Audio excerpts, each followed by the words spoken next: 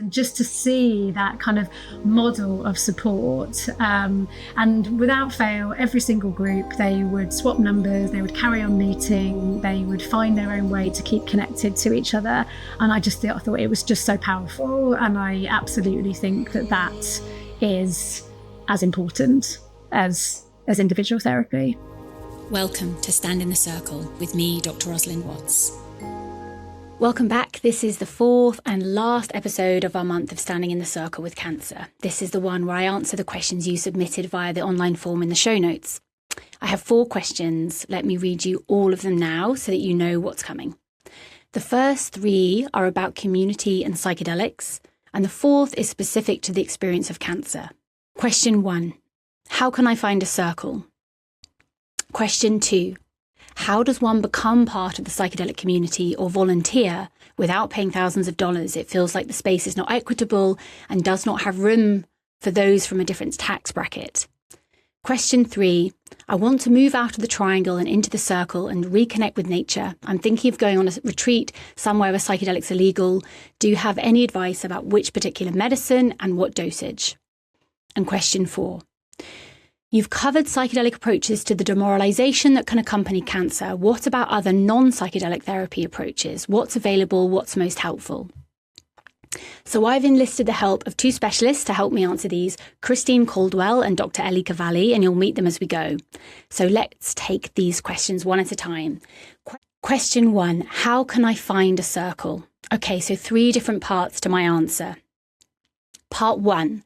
There are already more of them than you probably know about, so look at what already exists near you. Griefs cafes, death cafes, men's group, women's circles, recovery meetings, Quaker meetings, which are essentially silent sharing circles and open to anyone and free, community choirs, which are not really circles, but they kind of do a lot of the same work in the body and the nervous system. Look at your local notice boards, look at cafes, health food shops, libraries, village halls, and look at your local Facebook groups. That's often where this stuff gets posted. You can also look for local psychedelic societies. The Global Psychedelic Society has a map showing hundreds of local community groups all over the world. They put on various community events, not just about psychedelics, also things like speed friending or foraging workshops. Part 2. ASA. ASA is the year-long circle I run. It's online, which means you can come from anywhere, and the sharing circles run at different times, so you can find one that fits around your life. We follow 12 trees through 12 months. Each tree has a theme, and the whole community works the same one at the same time all over the world. So this month, it's the apple. An apple tree on its own will blossom, but it will not fruit. It needs a different variety of apple trees nearby, and it needs the bees to carry the pollen between them. So that's the focus of the month. What is my one contribution? Who do I need around me? What is the one thing we could actually create and offer together? Next month is hazel. So that's September. It's when the hazelnuts come. And that one is about gratitude and about harvest. What have I gathered this year? We count our hazelnuts and our pearls that we collected over the last year. Hazelnuts are the sweet things, the gifts. Pearls are the hard-won lessons, the ones that cost you something that you found in the deep, dark places. We share stories of our hazelnuts and our pearls with each other, and we store up our gratitude for the winter that's coming. And so every month in ASA works the same way. It's a 10-minute film about that month's tree. And then a tree journey where you go into a mild altered state of consciousness because of a combination of music, guided imagery, and breathing techniques. Now, this is a modality that I developed in the psilocybin for depression trials at Imperial College and is really effective for connecting to self and others and nature with no psychedelics required. So after these tree journeys, we have facilitated sharing circles to reflect on what you felt and learnt and witness others. And then the rest of the month is more sharing circles, different types of breathwork journeys, dance, art, a whole range of drop-in sessions and getting to know people and making deep connections over the year. So what people say afterwards is that they found people that they could tell the truth to. Come to one of our free live events to hear more about it and see if it's the kind of circle that you're looking for. Our next cohort starts in October this year. And we do have assisted places, so if money is a barrier, please apply and tell us your situation. And then part 3 of my answer to this question of how do I find a circle? If you can't find a circle and you really want an in-person one, not an online one, start a local circle yourself. So I'm doing this at the moment. I've just started a circle that meets monthly in a yurt, 12 people, one Sunday a month for a year. We follow the structure of the 12 trees from ACER. So when we meet, we watch the film. So last month we watched the Oak Tree film for July, which is about getting to know and accepting all the parts of yourself. Then everyone got cozy and we listened to the Oak Tree journey. And then we had a sharing circle. And I was amazed actually by how many people applied. And they all said the same thing, really. They were longing for community of place, meaningful connection with a small group of people long term, to get to know each other deeply, to have a real in-person village and be a villager for others. And I started doing this local group because our vision in ACER is seeding villages like this, giving people the tools to create their own local long-term circles, because it's hard to start a group from nothing. But our 12 tree films and tree journeys are all recorded, so it's kind of easy enough to offer them as the basic structure of a 12-month group. And obviously you need to be able to hold a space and have experience with doing so. But this isn't group therapy, it's listening, it's about creating safety. So it's much simpler and much more accessible. And if this appeals to you and you think you could hold a space like this in your community, we train people to do exactly this. So get in touch, links in the show notes. And of course, there are other ways to start your own local circle, other approaches, other focal points, other ways to train. Our approach in ACER is really about connectedness. So we offer this kind of simple way to create an island of connectedness in your own neighbourhood. Question 2 that was submitted. Now, this one I want to read in full. How does one step into the psychedelics? It feels like well-intentioned people don't have the opportunities even after doing the trainings. It feels like the only way to take part is to pay. And that goes against everything I thought this community stood for. How does one become part of the community or volunteer without paying thousands? It feels like the space is not equitable and does not have room for those from a different tax bracket. I am so glad that somebody submitted this. The psychedelic field has a problem with equitability and access and money and privilege. Trainings cost thousands, retreats cost thousands, and conferences cost hundreds and sometimes thousands. And a lot of the people with the most to offer, the ones who are steady and kind and can help regulate and calm a frightened person or hold a beautiful local group, are exactly the people who can't afford any of it. Often those of us doing this kind of work, we haven't made massive fortunes. This is the kind of work that isn't well paid. Meanwhile, the people who can afford it are not always the people that you would want holding you. And that is the pyramid doing what the pyramid does. I talked about the pyramid in previous episodes. So here is what I know about getting into the field without loads of money. The first door in is about harm reduction. So the Zendo Project and PsyCare are amazing organisations. And they hold space at festivals and events for people having difficult psychedelic experiences. They train volunteers. You do not pay thousands of pounds. You turn up, you get trained, and you sit with people on the hardest night of their year. And I would say that is a better education in holding space than many paid trainings. Although the trainings are great as well, and if you can do both, that's amazing.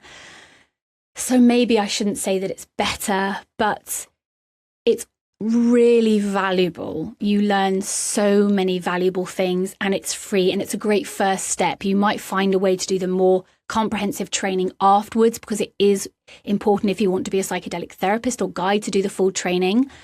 But you might not know that yet. And so you do the first step of learning what it means to hold space for people in difficult psychedelic experiences from these kind of harm reduction community organizations. It's a really, really good first step and might be the only step. It might be the way you contribute to the psychedelic field and make new friends and have a good time and also feel like you're really giving something back that's important. And you learn what actually helps when someone is terrified, which is, it's not really a particular technique. It's a kind of calm approach. It's a calm person who's not going anywhere. You learn how to be that person, which is really important, not just in psychedelic festivals, but just in our communities, in our lives in 2026, which is a psychedelic experience all of its own. So the second door into the psychedelic community that's not really expensive is to make the tea. Almost every retreat centre, training and conference in this field really runs on unpaid hands. So somebody has to cook, drive people from the airport, wash up, set out the chairs, sit on the front desk. Most of the big conferences have volunteer programs where you work for a few shifts and you get a free ticket. Most retreat centres have some version of work trade as well. Very few of them advertise it. You have to write and ask. So write and ask, say what you can do and when you're free. And if a place says yes and then puts you in a room with people who are deep in an experience on your first day with no training and no check on who you are, that's important information. A good organisation will be careful about you because they're careful about everybody. The good ones will start you in the kitchen. You stay in the kitchen, you will learn an enormous amount from the kitchen. Feel safe in that community, let people trust you, and then, you might move from the kitchen into the therapy room at some point. The third door into the psychedelic community for not paying thousands is to get trained somewhere else entirely. So this, I really want people to hear this, because the training you actually need is, some of it you can get for free and some of it is not in this field. The best training I ever had was from Samaritans. They will train you really well over months for nothing. Hospices will train you as a volunteer for nothing, and then you will sit with people who are dying when you're ready. Crisis text lines will train you online. Befriending services can also train you. And none of these will teach you anything about psilocybin, but all of them will teach you the thing that really matters, which is how to be with somebody in the worst hour of their life without flinching, without fixing, without making it about you. Catherine McLean, who you heard from earlier this month, was one of the first scientists in the field of psychedelics, from the modern phase of psychedelics, maybe like the second wave of psychedelic research. And she now volunteers in hospice. And that is not a step down. That is going deeper. If you can sit at a deathbed, then, you're a safe pair of hands. And safe pairs of hands is what we need in the circle. And of course, I'm going to mention our own ACER training again, specifically about affordability. So this is the ACER stewardship training offering the 12 trees in your local community. We have had some philanthropically funded places, which means somebody else is paying for someone to do the training and offer the 12 trees to their community. For example, a philanthropist is paying for a group of people from the Global Psychedelic Society to train with us. And we hope to see more of this in the future. And that is the only way I know to make this equitable. And as the person asking the question to us says, to make it possible for people without huge wealth to be part of the growing psychedelic field. And I think the key thing is not necessarily to go straight to being a trip setter, a psychedelic therapist, because that is a tiny part of the work that this field needs to do to make it solid and safe. We have a whole load of community building, infrastructure building first. And maybe that bit doesn't sound so exciting, but it's really important. And you meet like-minded people along the way. Already so many people have done expensive psychedelic therapy trainings and don't have jobs yet. Be part of creating the fabric of care, the community infrastructure that we're going to need if the introduction of psychedelics into Western society is going to be safe and positive. Question 3, I want to move out of the triangle and into the circle and reconnect with nature. And I'm thinking of going on a retreat where taking psychedelics is legal. Do you have any advice about which particular medicine and which dosage?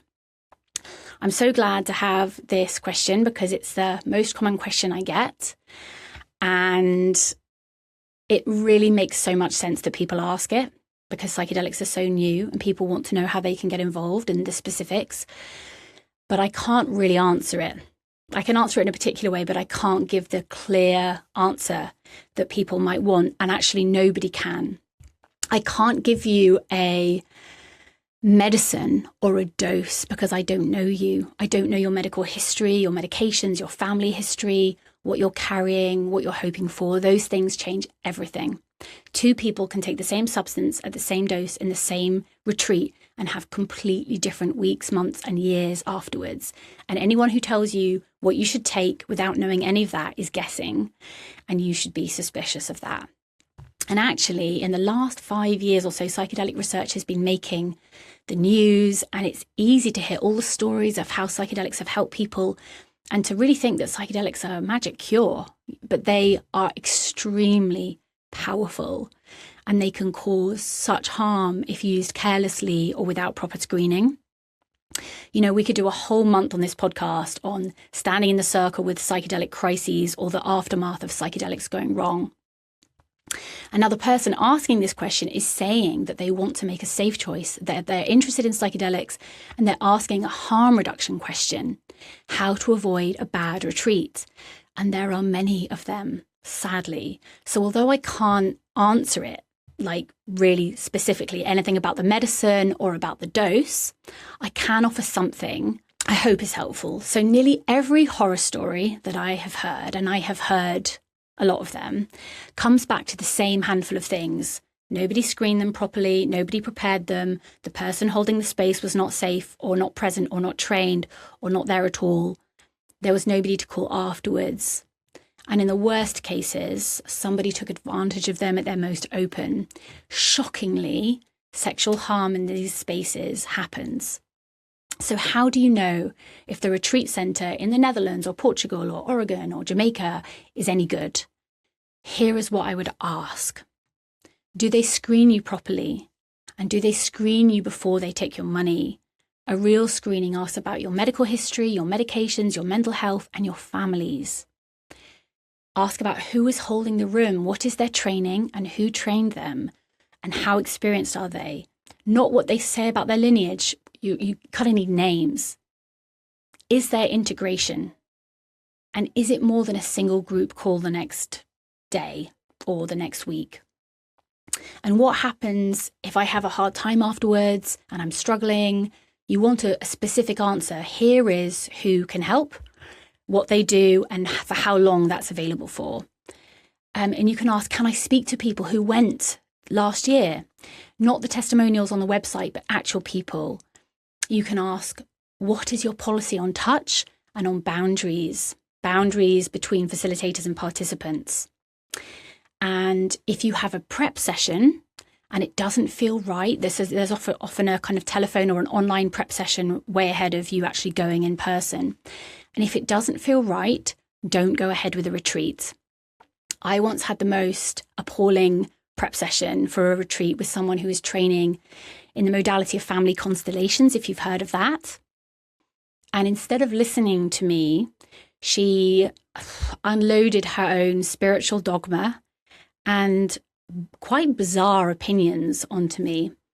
She was training and she didn't know how to listen yet, how to get out of the way and stop making it about herself. So I wrote her a long email about how the session impacted me and told her and the retreat leaders that I felt so unsafe that I was cancelling any further participation. So I think what we need is a kind of TripAdvisor for retreats. And I would have written a long review and maybe saved someone else from having the experience I had with that facilitator. But we don't have this yet. But people are starting to create directories. One of those people is Christine Caldwell. She's an ASA graduate. She used to run a nursing home and she realised that psychedelics could help people at this stage of life.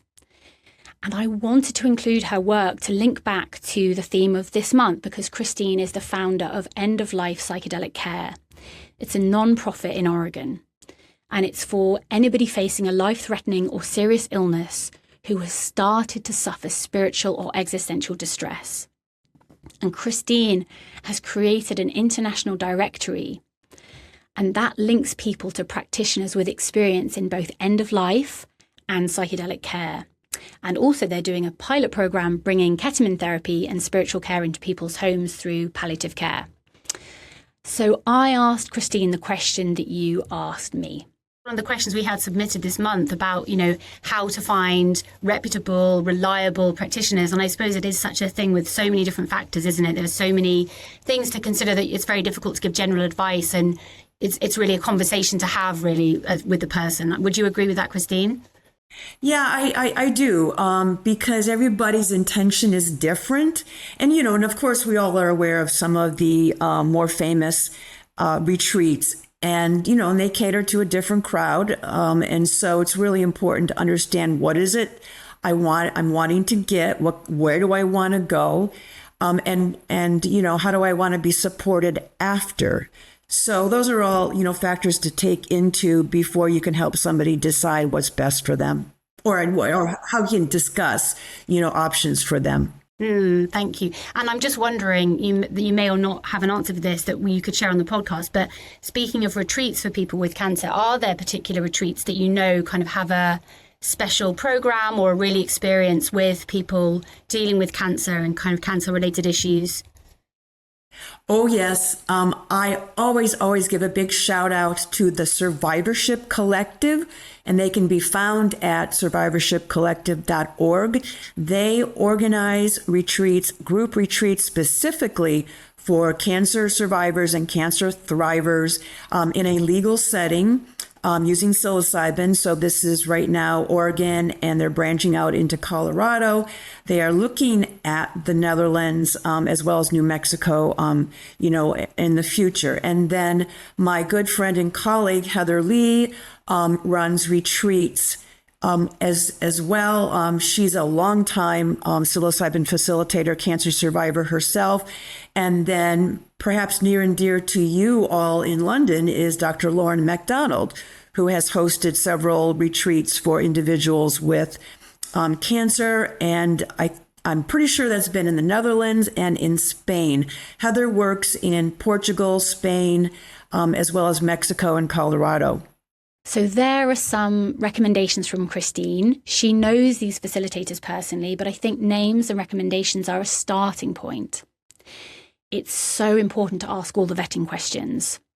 You can find more names and more info on Christine's directory for end-of-life psychedelic care. She also mentioned other directories to guide people towards safe practitioners. So major training organisations have a directory, and we've put some of these in the show notes.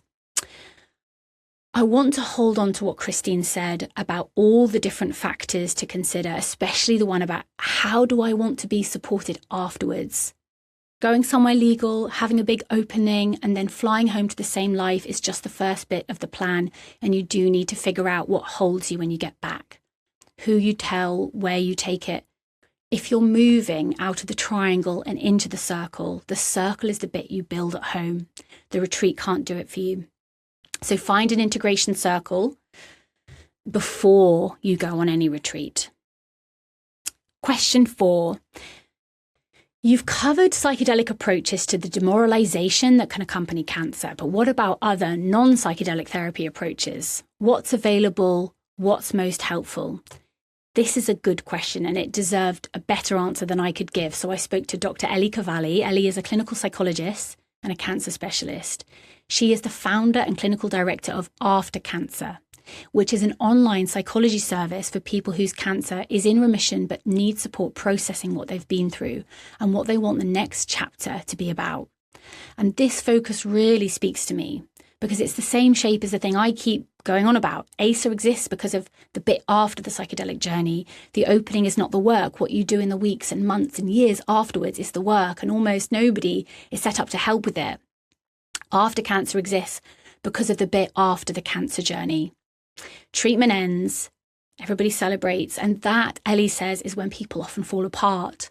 So here's our conversation. I asked Ellie about non-psychedelic therapy approaches for people walking through cancer. First of all, the first grouping that I would describe is a group called Third Wave CBT. So I'm going to explain a bit about what that is because it might not make much sense to people. So CBT is cognitive behavioural therapy. That is quite common. A lot of people have probably heard of CBT. It's been rolled out in quite a big way across the NHS, and it definitely has a kind of good evidence base for sort of more mild sort of anxiety and depression.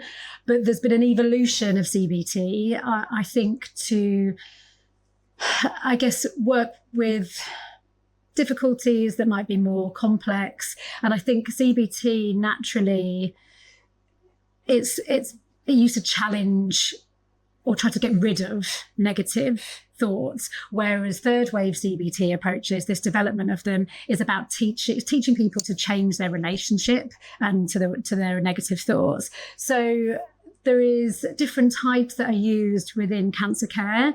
One is called ACT, that is frequently cited as being helpful. So that stands for acceptance and commitment therapy. Now, guiding principle of ACT is about psychological flexibility, and it offers lots of tools to do this.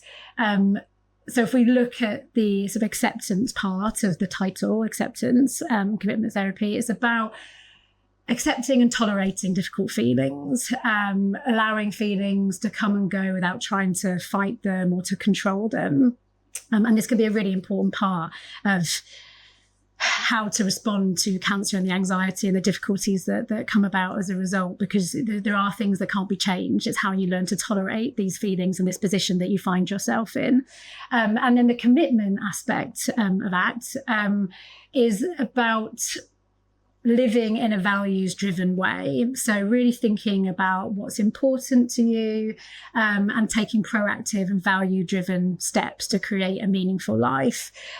So you can kind of see how this tolerating difficult feelings and really thinking about what's important and how you want to live your life can be a really important framework, I think, for people after cancer, particularly because it throws everything up in the air and people often find themselves thinking, what's important to me? What do I want to do with my life? It kind of forces that level of reflection. So ACT can be really helpful in that area. Then do stop me at any point if you want to ask questions. Then there is CFT, which is compassion focused therapy. Now this, what's a basic premise, I suppose, of CFT is about the brain's threat system, and the idea that the brain's threat system is stimulated as a result of the cancer experience, leading to overwhelming anxiety and fear. And compassion-focused therapy teaches the brain to activate its soothing system. So then it offers tools to do this. It can be particularly helpful, I think, for people where there is high levels of self-blame or self-criticism. And I do think the post-treatment phase is quite a fertile ground, really, for that. There's huge amounts of pressure that people put on themselves to bounce back, to get back to normal, to get back to work, to get back to their social and family lives. There can be lots of complicated difficulties relating to how they feel about their body and the changes in their body. There can be lots of feelings of guilt about things that they haven't been able to do while they've been having treatment, things they can't do going forward. So I think particularly where somebody is susceptible to feelings of self-blame and self-criticism, CFT has a really useful place, I think. And then there are mindfulness-based approaches. So mindfulness-based CBT, mindfulness-based stress reduction. They both use mindfulness and mindfulness meditation in a very structured way as an intervention, as a tool to help regulate emotions and difficult feelings in the mind and in the body, and helping people to be in the present, which again, it can be very hard when you've had cancer treatment. There might be a lot of looking forward to the what ifs and the worries about the cancer coming back. So tools that help to sort of steady you and keep you in the moment. So I think they would be loosely, I think they were the third wave CBT approaches that I say are out there and I think can be easily accessed, I think, for people who've had cancer treatment. Then there's the more trauma focused therapies. So this is for people who particularly are struggling with the medical trauma associated to their cancer experience. And I think there's lots of opportunities for trauma when people are having cancer treatment. There's the point of diagnosis and all the shock and the trauma that's associated with that. Then the experience of very invasive and grueling procedures and treatments. And then there's the side effects of those treatments. You know, chemotherapy, for example, can leave people very unwell, very vulnerable, and it can really feel like survival at that point. And I think even just the fear of recurrence, living daily with fears of death and dying, these are all just different types of trauma. So there's trauma-focused CBT. So again, that's just using CBT techniques to interrupt the patterns of avoidance and fear and unhelpful beliefs that can come about as a result of treatment. And then there's EMDR, which is eye movement desensitization and reprocessing. I would say on the whole that tends to get used and offered more. So that is a model that heals trauma by using bilateral stimulation, such as side to side eye movement. And this process in itself activates the brain's information processing system, and it helps traumatic memories to become unstuck, and helps to, I guess, some of the kind of emotional impact of some of those memories gets kind of loosened, and it allows the brain to metabolize the experience a bit better. So that's the kind of more trauma focused. And then there is more psychodynamically informed approaches. So these are more exploratory, insight-based. It's less about offering tools and techniques, but more kind of unstructured, open space to explore the experience. I wouldn't say we're talking about a very traditional kind of psychoanalytic therapy where someone's on a couch, you know, kind of Freudian style, probably a slightly more adapted version than that. But the focus is still very much on internal conflicts and how these are contributing to psychological distress.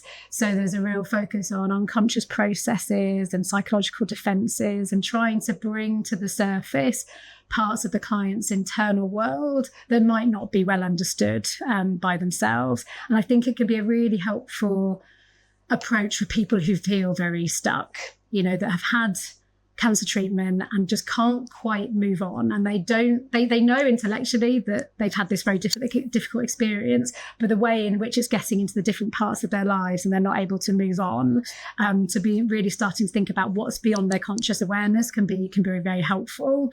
And another central component of psychodynamic approaches is about past experiences. And some people might say, well, what's that got to do with the here and now and my experience of having cancer and cancer treatment? But actually, I think the experience of a cancer diagnosis and treatment really does, it brings the past alive, I think, in ways that people don't always fully understand themselves. I think a lot gets reactivated from people's pasts. And I think that just the experience of being so vulnerable and not being able to rely on your traditional ways of coping can really kind of expose and bring to the surface unresolved difficulties from the past. So again, psychodynamic psychotherapy gives a framework to work through that. And then I think there's also just non-talking therapies as well. There's art therapy and dance and movement therapies, you know, where there's less of a focus on using language to express and make sense of experiences. And I've worked in settings where I've really seen the benefits of art therapy for some people as well. So I think that's some of the approaches that are available out there in NHS settings, in the private setting, in the charity setting as well. So then thinking more towards the after cancer period then. So it's really interesting that you've been focusing on this, because I suppose maybe a lot of people think like, oh, you know, if you've been through cancer, you're in remission. Oh, you're going to be fine now because you're in remission. Yeah. So talk to us a bit about why did you set up After Cancer? Tell us what it is, and also about why you could see the need for it. Yeah. So After Cancer is an online psychology service for people living beyond cancer. And by that, I mean people who've had treatment and they've moved into the post-treatment phase. So that could be a few days after treatment. to us, it could even be a few years for some people. I think often the most challenging phase is the first year, but we don't have a kind of upper limit. If you've had cancer treatment and you're still being affected by your cancer experience, then you can come to us. So the reason I set it up is because the post-treatment phase is actually the most vulnerable for people's mental health, more so than diagnosis and more so than treatment. And I think that comes as a huge surprise to people who are having treatment and for those around them. And there's a reason why this happens. If you think about the point of diagnosis, people go into a state of shock. People talk about feeling numb, about it feeling unreal. There's even a level of denial sometimes. This can't be happening to me. And actually, shock has an evolutionary purpose. It functions to protect our mental well-being when things are too much, when there's things are too overwhelming. There is a detachment and a shutdown that happens. So in that phase, people aren't really taking in what this means. They are just in a state of shock. And what is perhaps quite unique about cancer and cancer treatment is you go from that state of shock into treatment. And this is often physically very, very grueling for people. And it's all the focus is on the physical. It's all about, getting rid of the cancer, getting well. And if you've got a very difficult treatment plan, it's about survival at that point and getting through each day. So it's when treatment stops and you're not in that kind of regime of treatment, the mental health takes a real dive. So this is actually when the emotional processing actually occurs. So I think the most common thing I hear in my practice is people saying they're only just beginning to process their experience, and they're only just really taking in what's just happened to them. Or they say, I don't think I've processed this yet. I don't think I've really been able to process this experience. And they suddenly feel very, very overwhelmed. So that's what's happening in the initial post-treatment phase. And I think it's also when fear of recurrence really kicks in. Not that they weren't aware of this during treatment, but I think the reality of living with that risk and finding a way to cope with the anxiety becomes much more real. And of course, when you've finished active treatment, you're not engaged in doing something that's getting rid of the cancer. You're suddenly kind of on your own a little bit. And that kind of fear that it could just come back at any time is really alive. And I think it's also a time when people feel the most isolated and alone. They don't have the frequent contact and the containment and the monitoring by the medical team. Ironically, people want to get away from it, but when they don't have it anymore, I think it can be really destabilizing. And I think often the support of family and friends just becomes less available because everybody thinks it's over, and suddenly all that kind of, in a good scenario where you might have had lots of love and lots of support, it just naturally ebbs away because life starts to go back to normal. And I think what's also complicated is that people around somebody who's had cancer, people around them are celebratory. They're happy. It's over. You're cancer free. Those kind of, words are getting used. And I think that is not the feeling often for somebody who's just finished treatment. They don't feel celebratory. And I think that can kind of compound the isolation and the distress that they're not feeling something, they can't access that feeling. They might feel relieved it's over, but celebratory is not necessarily a word that anyone would use to describe how they're feeling. And I think in the post-treatment phase is when people really realise that they are forever changed. That's what, I hear people say that a lot, that there's a pre-cancer version of themselves and there's a post-cancer version of themselves. And then there's this enormous task of trying to integrate those different parts of themselves. And I think there's lots of grief and loss that has to be worked through. They have to navigate all the changes that their cancer experience has meant for them. It suddenly becomes much more confronting, all the changes, when you're trying to get back to your normal life. You really start to realise what's different. So it's emotionally such a complex time. And I think people are often quite ill-equipped and not ready for that. And I think it can feel quite devastating that they've been through all of this, and now they're in this kind of mentally and psychologically, they're in a worse place than they've been throughout the whole experience. And I think at that point, the physical recovery has started in earnest, but the emotional, psychological recovery has really only just begun. Thank you so much for that. It makes so much sense when you say it, but that's all really feels like really valuable insight, because some of that was, it lands very deeply because of course, but I probably have been one of those people that have greeted friends that have been through cancer and then they get their, the all clear with that celebratory feeling without really stopping to think about how the actual nuance and complexity for the person on the other side of that. Yeah. So tell us about After Cancer and what you offer. Yeah, so I guess, the primary aim is to offer support to people in that post-treatment phase. And so that can be at any point. So anybody that's had cancer and feels that they need some support with regards to that can come to us. The other aim was to offer something that people knew was going to be reliable and high quality. So psychologists who have got doctorate level training, they're registered with the HCPC, which is the Health and Care Professionals Council, and it's kind of a bit like the gold standard. You know what you're getting when somebody is HCP registered.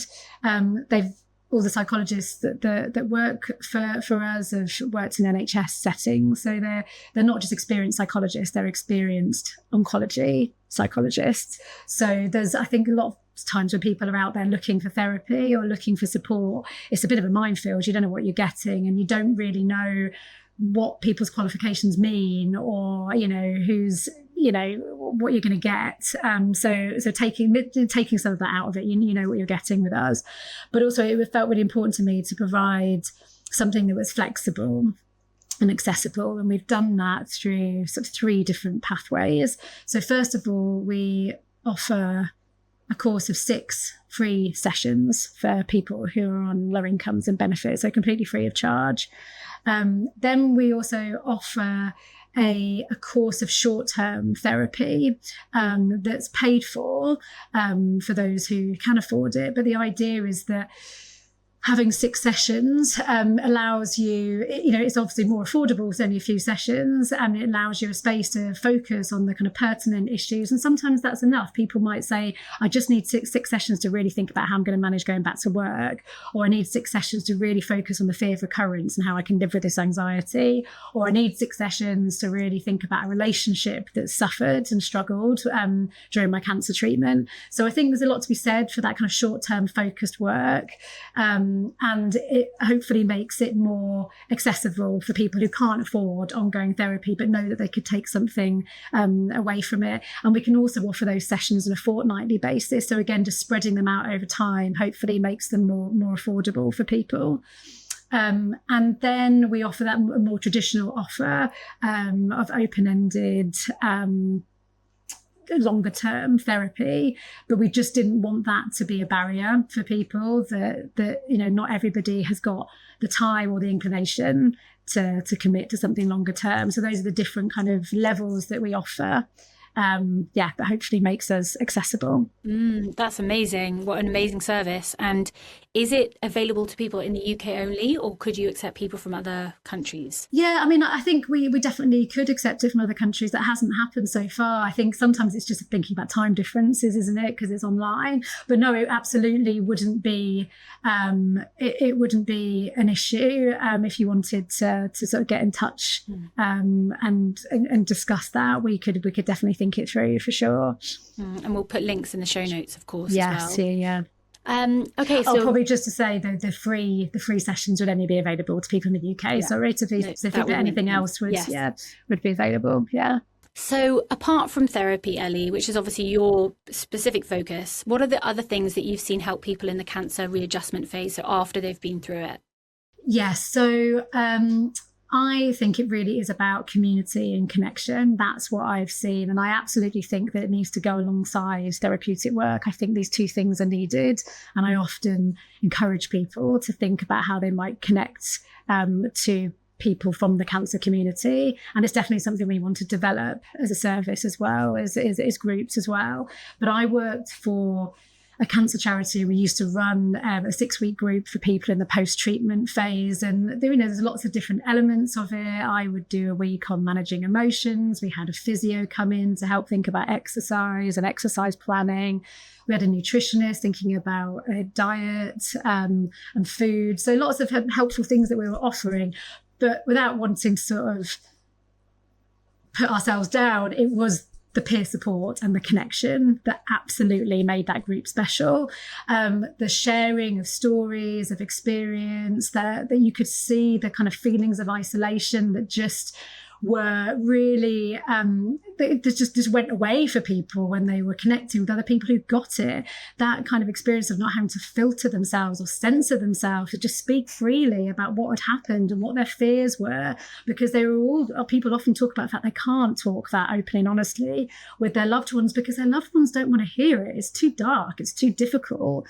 And I think, the sort of seeing the power of empathy and compassion, both giving it and receiving it. And it was often deeply moving to be part of that group and to see how they held and contained each other in this group. And there was this really powerful exercise we did in the last week where in their own time, in the last week, they had to write a letter to themselves, just to talk about their experience and their group and where they are now and what they want going forward.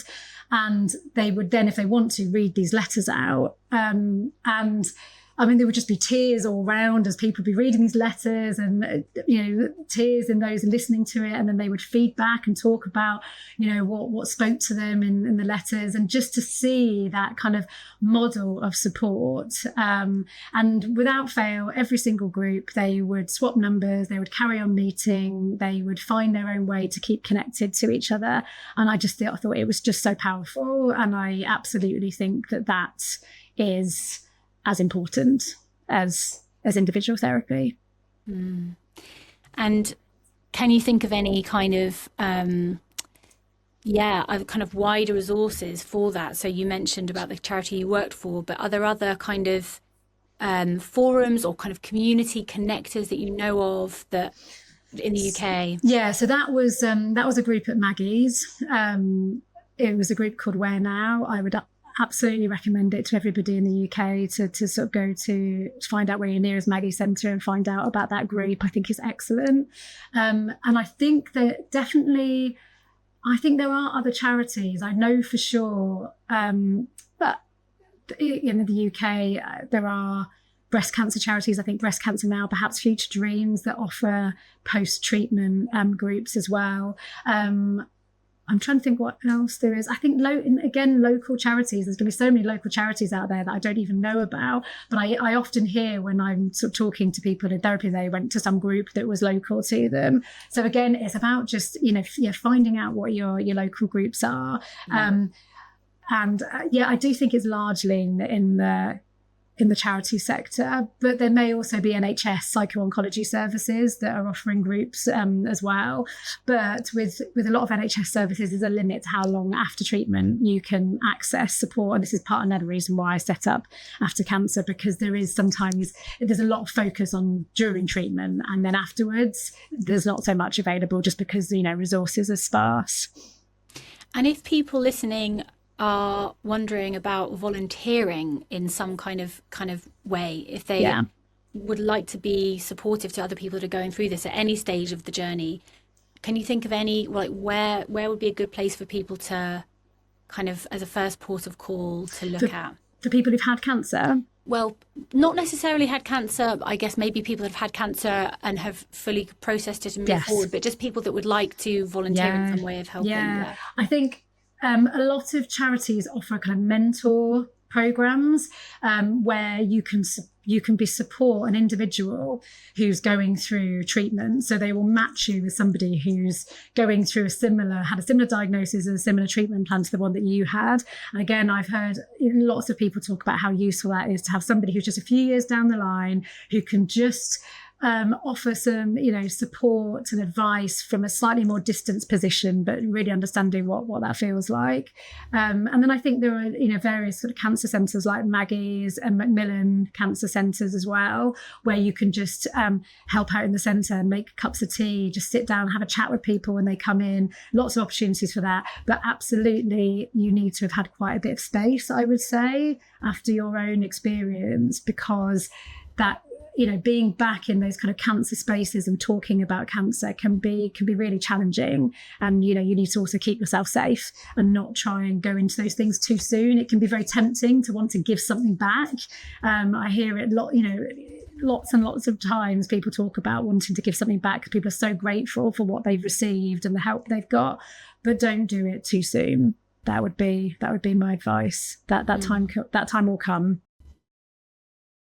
But I think another thing that's important to add is, as tough as the post-treatment phase can feel, I think it can be a real reckoning for people. It really makes them reassess their lives, and they look at what has not been serving them and what they need to change. And I think cancer can really force that change in a positive way, and people can go on to live their lives in a more positive way. And this isn't about trying to put a positive spin on it, but there is that kind of idea about post-traumatic growth. There is, how people come out the other end and live better.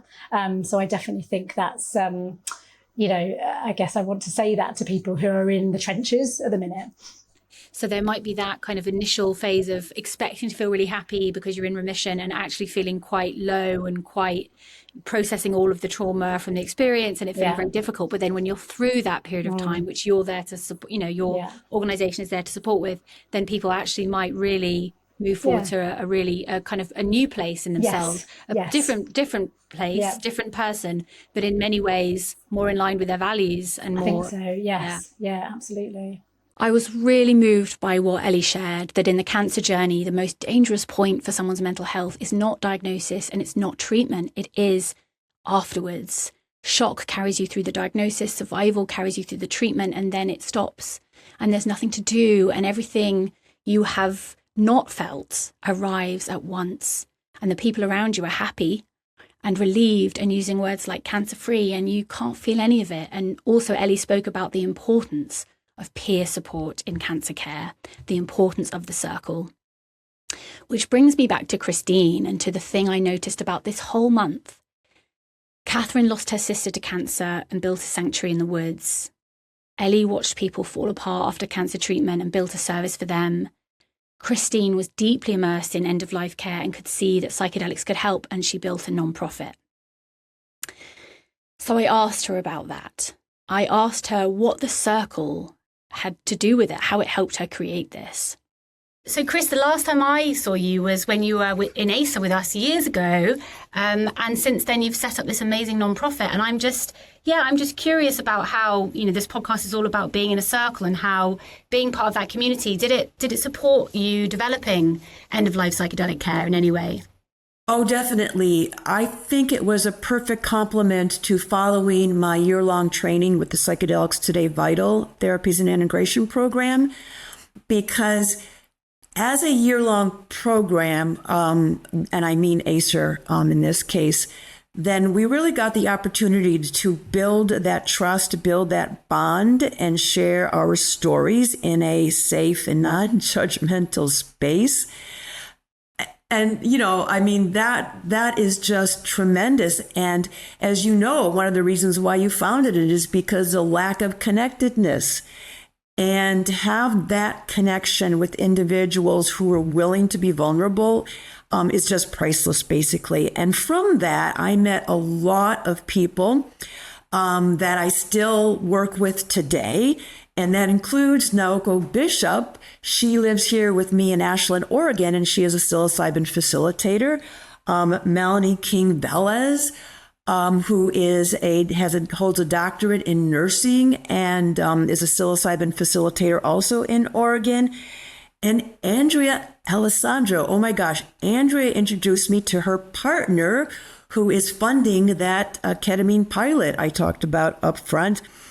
And there's several others. There's an amazing woman, Jenny, who does a lot of work in England outside of Devon, dealing with end of life, not just with psychedelics, but in terms of helping people understand the importance of building a relationship, a personal relationship with death and dying. Oh, thank you, Chris. It's so good to hear those names of all those lovely people and to know that you've all got these connections together. It's brilliant to hear. Amazing people you're talking about there and amazing work you're all doing together. And it's great to think of the mycelium connecting you all. And this month on this podcast, we've heard from other researchers and clinicians in the space. We've heard from Catherine McLean and Dr. Ellie Cavalli and like you as well, you've all seen this kind of gap and you've built something. And I'm just wondering do you think there's something about proximity to serious illness that really powers people forward to set things up and build stuff and be really, I guess, brave about it? Oh, I love that last bit of your question. And I'm going to start my answer with a story. What I learned from talking to hundreds of, I'll call them psychedelic death workers, is that individuals who are closer to their diagnosis still have that anxiety, like a lot of people feel that you are so well aware of, before a psilocybin journey or any psychedelic journey. They don't know what they're going into. There is that fear of the unknown. And then when they get much closer to the end of life, they're basically like, bring it on. I want to witness the other side. I want to see what's going on. And so they lose their fear of the psychedelic. Now, this is a generalization, but, that makes a whole lot of sense to me. And, it's easy to say, well, we all die. So, this is a universal sacred journey. And I think this is a big, big reason why all of us have gravitated toward this, because of the fact that, we all die and we're all facing our mortality and the fears that are associated with that. And in the Western medical establishment, death is viewed as a failure. So if we, and I love that you mentioned Catherine and Ellie, if we as a village, can help people understand and lose their fear of dying. And also in losing your fear of dying, you also bring meaning and purpose to your life. Right? And I know this is what you saw in all the research that you did. So this is our goal, is really to help people overcome that fear. And there's so many lovely stories of psilocybin in particular, helping people to go, all right, you know what? It's okay not to know what's happening next. I'm okay with that. And to say, and as a result, I am going to live a meaningful life in the present. And it also reminds me, I owned a home healthcare agency for several years, and we supported the individual's physical needs, the activities of daily living. And to some extent, we supported their social network because our home healthcare aides were their social network. But we never supported or helped a client deal with those psycho-spiritual concerns or existential distress. And this is where psychedelics come in. And it's just such an amazing ability. And obviously, psychedelics are not for everyone, but the vast stories I've heard is just, they've helped so many people come to peace with their death and dying. Oh, thank you, Chris. It really is. It's a hopeful chapter, isn't it? To think about how much more people can be helped than they have been up till now or in the past. As I mentioned, there's so many lovely stories, and I'd like to share one with your audience. And that is about Thomas Hartle, who was the first Canadian to be approved for psilocybin therapy through Health Canada. And he has this lovely analogy. He talks about a bucket of iron filings. So just visualize a bucket of iron filings. What is that? Not much.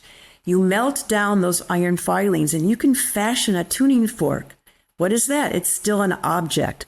But when you strike that tuning fork, that vibration you send out into the universe lasts an eternity. And that's how he came to think about his existence.